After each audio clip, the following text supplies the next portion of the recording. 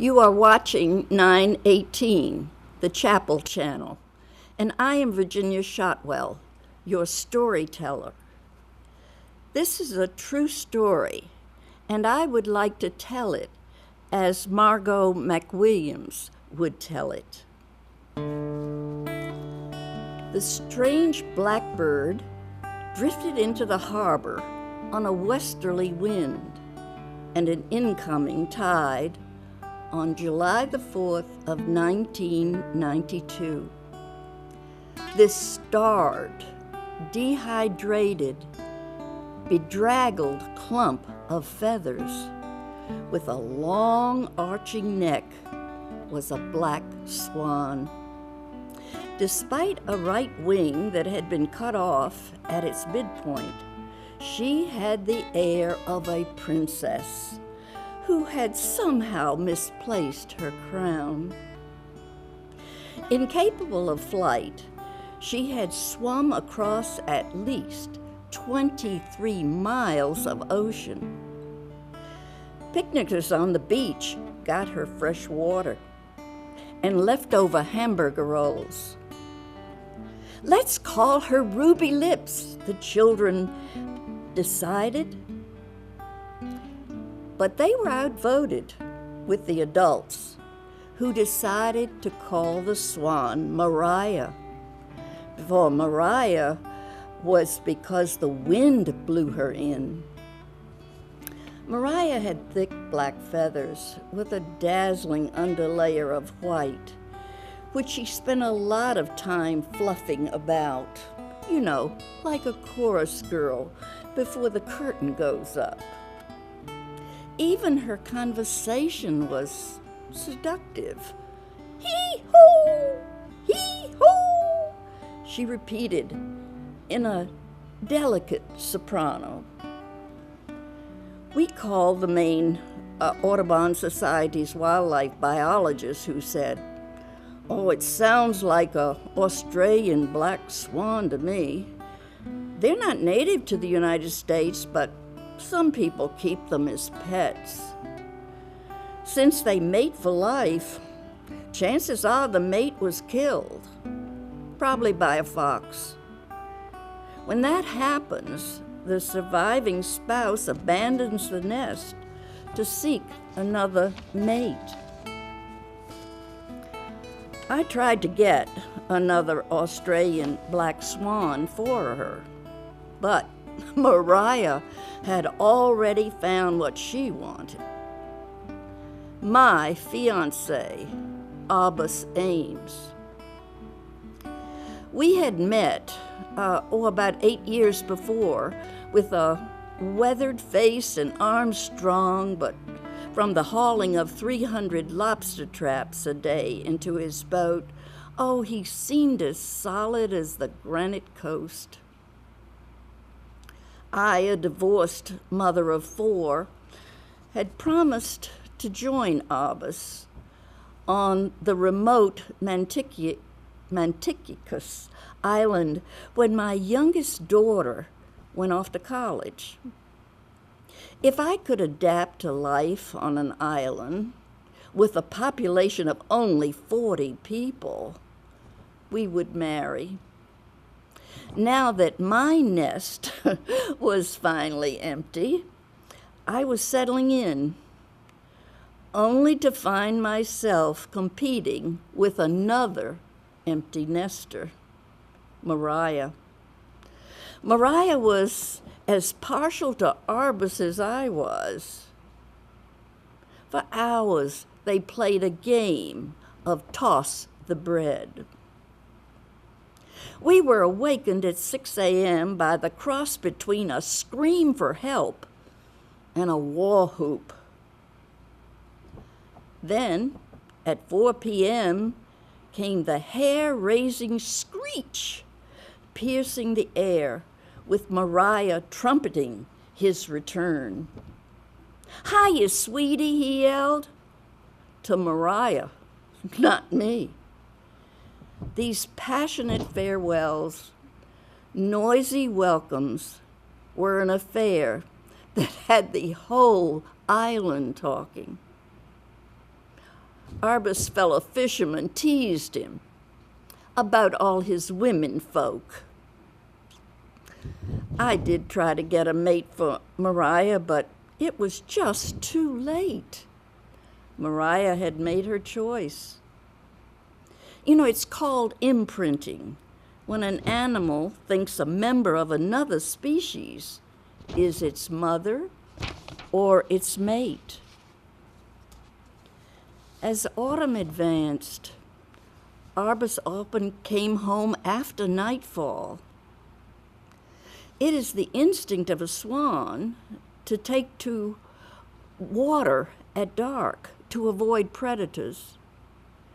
But Maria fought that instinct, pacing in front of our house, hee-hoing weariedly with a look that said, "He should be home by now." Finally, with darkness, instinct would conquer love, and she'd return to the safety of her pond. But when the truck finally came in, you'd hear her trumpet across the field. Arbus would call back, "Hi, sweetie, see you in the morning." One day, as I watched Arbus building traps in his shop with Maria lying nearby, I understood her gift to him. She provided something he had never known: unconditional love. Arbus had grown up without a father, and his mother had been preoccupied with survival. Even I was there with conditions attached. Not Maria. No matter how long after dark he came in, and how much anxiety this caused her, she forgave him and greeted him joyously, looking forward to the next morning. In late November, there were freezes and snowstorms. The temperature plunged as Arbus brought lumber to build Maria a house on the little island in the middle of her pond. And before the house was finished, Maria appeared with her feathers coated with frost. In total seriousness, Arbus asked me, "Can we buy her one of those jackets like dogs wear?" I looked at his worried brow, and I knew that love is insane, and just shook my head. With winter's cold and increasing darkness, I began to feel like Maria. 12 hours of hauling lobster traps is exhausting work. And after eating, Arbus soon fell asleep. Long, empty evenings would end my long, empty days. The gray pounding sea turned into prison bars for me. I'm going crazy here. Suppose we move to Vinalhaven, which is an island closer to shore. It has 1,000 people and 3 ferries a day. I could even take a trip to Portland in a day. Then I could get a bit of my own life back. Arbus was unconvinced, so we loaded my belongings aboard his boat and headed for the mainland. 3 weeks later, Arbus visited me. A nor'easter with 50-mile-an-hour winds brought in more snow than the coast had seen for years. Matinicus Island, the neighbors called. Maria's missing. We've looked all over the dense woods and the rocky cliffs for her. Arbus returned on the 4th day and waded through the 5-foot drift to the spruce where she waited to be fed. Not long before he spotted the black feathers against the snow. Arbus phoned. I keep telling myself this is a bird, not a human being. It's not as if it was you I had found in the snow. I wish you were here. I wished it too. He buried Mariah at sea, near the bell buoy at the entrance to the harbor, where she came into our lives. Maybe, Arbus, I said, we could get a pair of swan we could keep there. And he only heard one word, we.